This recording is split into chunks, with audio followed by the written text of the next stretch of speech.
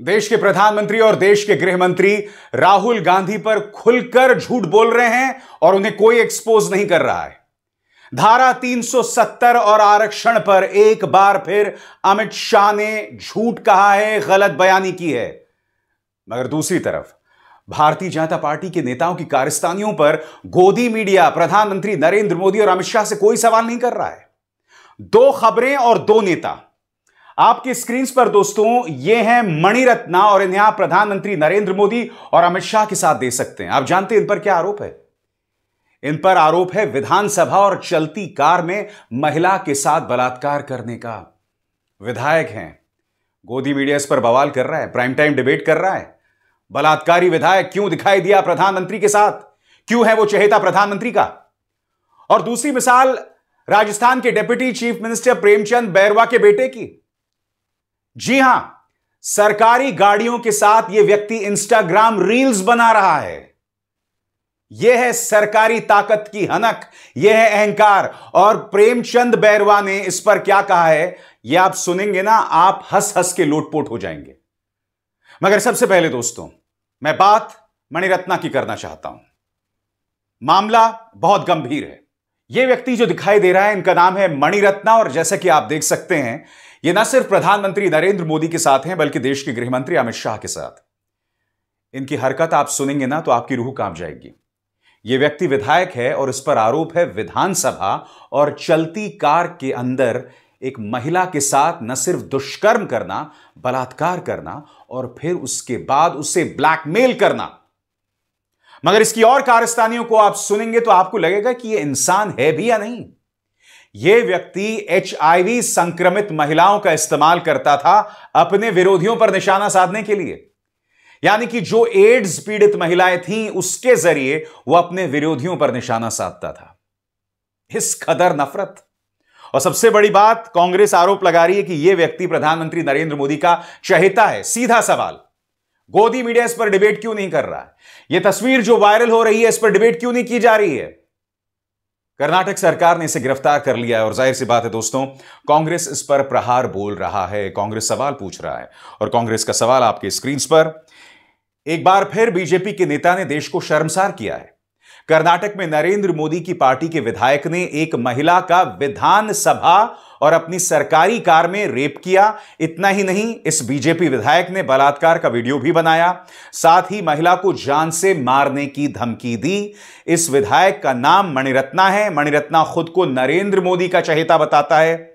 BJP विधायक मणिरत्ना इससे पहले कई कांड कर चुका है। और वो कांड क्या क्या है? एक एक करके महिलाओं को प्रताड़ित करना, महिलाओं के साथ बलात्कार करना, दलितों का उत्पीड़न करना, लोगों को ब्लैकमेल करना, लोगों से उगाही करना, धमकी देना। और जैसा मैंने बताया, इसने एक HIV संक्रमित महिला का इस्तेमाल किया अपने विरोधियों पर निशाना साधने के लिए। मैं समझना चाहता हूं और ये पूछना चाहता हूं, ऐसा कैसे हो जाता है कि ये जो सारे बलात्कारी, सारे व्याभिचारी, महिलाओं के साथ दुष्कर्म करने वाले लोग भाजपा में ही क्यों पाए जाते हैं? यह सवाल होगा ना। और मैं तथ्यों से कह रहा हूं, आप मुझे बताइए ना, किस सरकार ने बलात्कारी राम रहीम को बार बार पैरोल पर रिहा किया है, वो भी चंद वोटों के लिए, ताकि आपको हरियाणा के चुनावों में वोट मिल जाएं? किस पॉलिटिकल पार्टी के किस नेता ने प्रज्वल रवन्ना के लिए वोट मांगे थे? तस्वीर आपके सामने है। प्रधानमंत्री जानता था इसकी क्या हरकतें थी, फिर भी प्रज्वल रवन्ना के लिए वोट मांगे। बृजभूषण शरण सिंह के खिलाफ दिल्ली पुलिस की चार्जशीट है, गवाहियां हैं महिला पहलवानों की, फिर भी उनके बेटे को टिकट दिया जाता है। कुलदीप सिंह सेंगर किस पार्टी का है? लंबी चौड़ी फहरिस्त है दोस्तों, लंबी चौड़ी फहरिस्त है। और ऊपर से अब एक और मणिरत्ना। मैं फिर आपसे पूछ रहा हूं, मैं बढ़ा चढ़ाकर नहीं कह रहा हूं, यह अतिशयोक्ति नहीं है। मुझे बताइए ना, आखिर क्यों हर किस्म का बलात्कारी, महिलाओं के साथ ज्यादती करने वाला व्यक्ति आखिरकार भाजपा में पाया जाता है? इन तीन नगीनों को देखिए, इन पर आरोप IIT BHU की छात्रा के साथ दुष्कर्म करने का। 2 इसमें बेल पर रिहा हो चुके हैं। तस्वीरें उनकी प्रधानमंत्री के साथ हैं, स्मृति ईरानी के साथ हैं, JP नड्डा के साथ हैं, मुख्यमंत्री आदित्यनाथ के साथ हैं। ये भारतीय जनता पार्टी के कार्यकर्ता थे ना, उनके IT सेल में थे, उनके प्रचार तंत्र का हिस्सा थे। सबसे बड़ी बात, इनकी हरकतों के बारे में पार्टी और पुलिस को पता था, फिर भी ये लोग मध्य प्रदेश गए और भाजपा के लिए वोट मांगा, और अब मणिरत्ना की मिसाल। और हमारे देश के गृह मंत्री अमित शाह राहुल गांधी के बारे में झूठ बोलते हैं 370 और आरक्षण को लेके, और बार बार झूठ बोल रहे हैं, क्योंकि देखिए इनका फलसफा क्या है। इनका फलसफा साफ है कि हम बार बार झूठ बोलें, लगातार झूठ बोलें, और बार बार झूठ बोलने से एक चीज सच्ची हो जाती है। देश के गृह मंत्री की 2 गलत बयानियां, 2 झूठ आपके स्क्रीन पर। राहुल बाबा विदेश जाकर कहते हैं कि हम SC ST OBC समुदाय का आरक्षण समाप्त कर देंगे। सरासर गलत। यह हम पर आरोप लगाते थे कि हम आरक्षण समाप्त करने वाले हैं, और अमेरिका जाकर अंग्रेजी में बोलकर आए हैं कि आरक्षण समाप्त कर देंगे। राहुल बाबा, कैसे समाप्त कर दोगे? सरकार हमारी है, और मैं कह देता हूं कि जब तक संसद में भाजपा का एक भी सांसद है, तब तक आप आरक्षण समाप्त नहीं कर पाएंगे। सब जानते हैं दोस्तों राहुल ने क्या कहा था। राहुल ने स्पष्ट तौर पर कहा था कि इस देश के बिजनेस समुदायों में OBCs और दलितों की नुमाइंदगी नहीं है, और जब ऐसा नहीं है, जब समाज में बराबरी नहीं है, तो आरक्षण को खत्म कैसे किया जा सकता है? आरक्षण को तो खत्म करने के बारे में हम तब सोच सकते हैं जब समाज में बराबरी है। और जो बात राहुल गांधी ने कही, यही हर अंबेडकरवादी कहता है ना। बाबा साहेब का हर अनुयायी यही बात तो कहता है।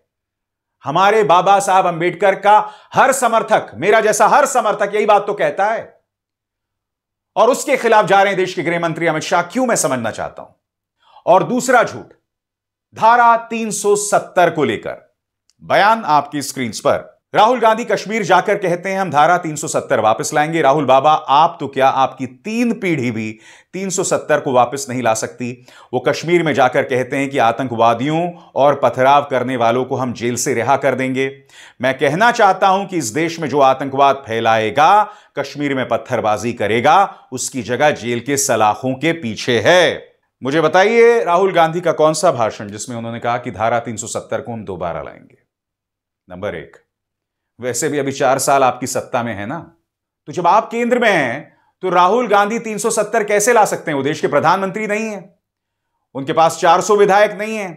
खैर 400 तो आपके पास भी नहीं है, मगर 300 तो थे। तो कहने का अर्थ साफ है, ना सिर्फ झूठ बोलो बल्कि इलॉजिकल बातें करो जिसका कोई तर्क नहीं, कोई जमीन नहीं, बेसिर पैर की बातें। अरे 370 एक व्यक्ति कैसे दोबारा ला सकता है जब वो सत्ता में ही नहीं है? यह सवाल तो किया जाएगा ना। और अपने नेताओं की हरकतों पर कोई सवाल नहीं। इनसे मिलिए, यह है Premchand Bairwa, deputy chief minister. इनके बेटे देखिए दोस्तों किस तरह से इंस्टाग्राम रील बना रहे हैं, पुलिस की गाड़ी का इस्तेमाल करके, सरकारी गाड़ी का इस्तेमाल करके। डेप्यूटी चीफ मिनिस्टर साहब का कहना है कि 18 साल से कम है।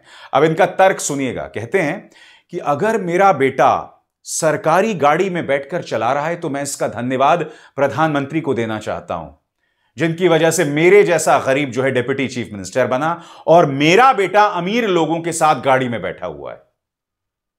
सबसे बड़ी बात, 18 साल से कम उम्र के लोग गाड़ी चला रहे हैं, कानून के खिलाफ है।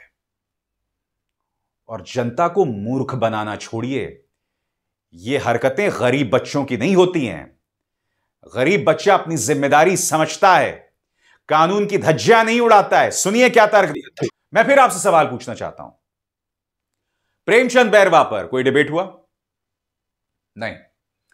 मणिरत्ना पर कोई डिबेट हुआ? नहीं। मगर राहुल गांधी पर अनर्गल झूठे बयानों को लेकर डिबेट होते हैं, उन मुद्दों को आगे बढ़ाया जाता है, बेवजह झूठ कहा जाता है, और फिर आप मुझसे कहते हैं कि मैं भाजपा की आलोचना क्यों करता हूं। मुझे आपत्ति इस बात पर कि जो पॉलिटिकल पार्टी सत्ता में है, जिसके पास पावर है, जिसके पास एजेंसीज हैं, जिसके पास पैसा है, फिर भी उसे झूठ का सहारा लेना पड़ता है।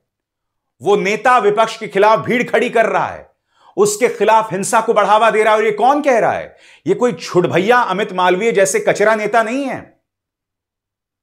देश के गृह मंत्री, सम्मानित गृह मंत्री, प्रधानमंत्री इस तरह की बातें कर रहे हैं। अरे बाज आइए भाई, क्या बनाना चाहते हैं आप देश की राजनीति को? अपने नेताओं पर निगाह तो डालिए।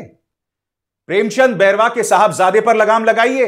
आज ये इस तरह से गाड़ी में घूम रहे हैं, सरकारी गाड़ी का इस्तेमाल कर रहे हैं, कर इसी गाड़ी के नीचे न जाने कौन आ जाएगा, और ये चिंता है।